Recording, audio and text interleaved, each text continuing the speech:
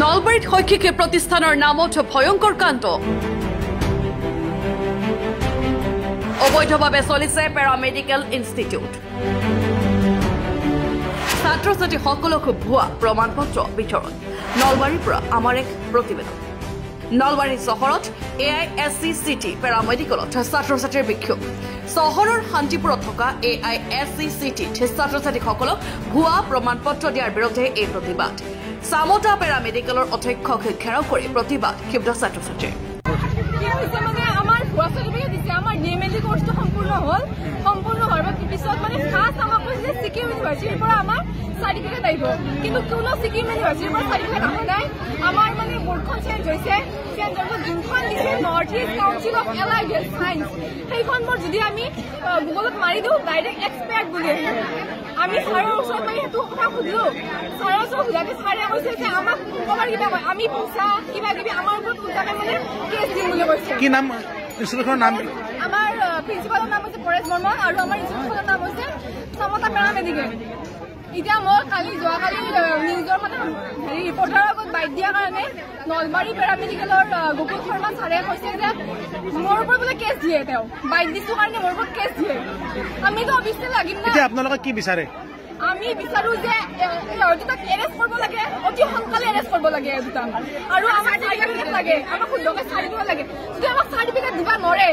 আমাৰ 2 বছৰৰ হেৰি আমাৰ গতাই পইচা ঘূৰাই দিব লাগিব 1 লাখ টকা আৰু 2 বছৰৰ প্ৰাইভেট সব দিব লাগিব মানে ঠক প্ৰবঞ্চনাৰে তেওঁলোকে এইবিলাক ঠক প্ৰবঞ্চনা কৰে আমাৰ যি সময়খিনি 2 বছৰ লছ হ'ল সেইখিনি ব্যৱস্থা আমাৰ ল'ব লাগে আৰু ষ্টুডেণ্টৰ গোটেইখিনি পইচা আমাক ঘূৰাই দিব লাগে মানে তেওঁলোকে ঠক প্ৰবঞ্চনা কৰিছিল আপোনালোকৰ লগত আমি নলবাৰী পেৰামেডিকেল কলেজৰ পৰা কৈ আছো আমাক প্ৰিন্সিপালে এখন ভুৱা সাৰ্টিফিকেট দি বেলে এখন কলেজ চলাই আছে গতিকে আমাক সেই ভুৱা সাৰ্টিফিকেটখন কিয় দিছে তেওঁ আৰু এতিয়ালৈকে প্ৰিন্সিপাল আমাৰ নাই ষ্টুডেণ্টখিনি গোটেই আছে কিন্তু প্ৰিন্সিপাল নাই প্ৰিন্সিপাল গ'ল ক'ত তেওঁ যদি আমাক ভুৱা সাৰ্টিফিকেট দিয়াই নাই এখন এক্সপায়াৰ্ড যিখন গুগলত অলৰেডি এক্সপায়াৰ্ড সেই কলেজখনৰ নামত তেওঁ কিয় এখন কলেজ চলাই আছে কিয় ইমান সোপা ষ্টুডেণ্টৰ জীৱন এটা বৰবাদ কৰি আছে তেওঁ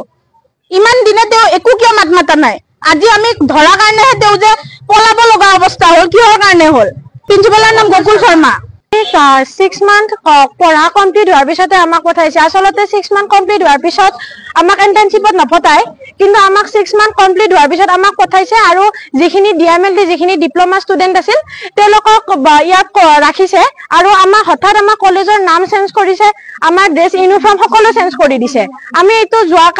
যোৱাকালি ৰাতিৰ পৰখিৰ পৰা আমি এইটো নিউজ গম পাইছো কিন্তু এটা আমাৰ যিমান এই 1.5 বছৰ আমি কিছুমানে 1.5 বছৰ কিছুমানে 3 বছৰ ইয়াত পঢ়িছে আৰু সকলোৰে এতিয়া আমাক পইচাও লাগিব আমাক সময়খিনি ঘূৰাই লাগিব কাৰণ আমি ইয়াত হাই সেকেন্ডাৰী আকৌ ডিগ্ৰী কমপ্লিট কৰি অহা নাই আমি ইয়াত হাই সেকেন্ডাৰী কমপ্লিট কৰি অহা ষ্টুডেণ্ট আছো তো আমাৰ জীৱনটোৰ কথা আছে না আমি 1.5 বছৰ কমপ্লিট কৰি ইয়াত আহিছো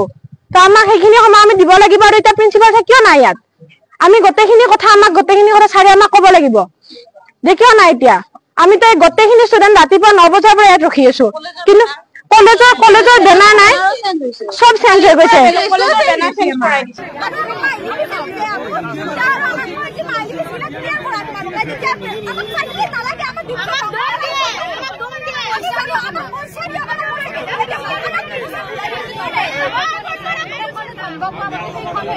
আমার গোকুল শর্মা স্যার দিন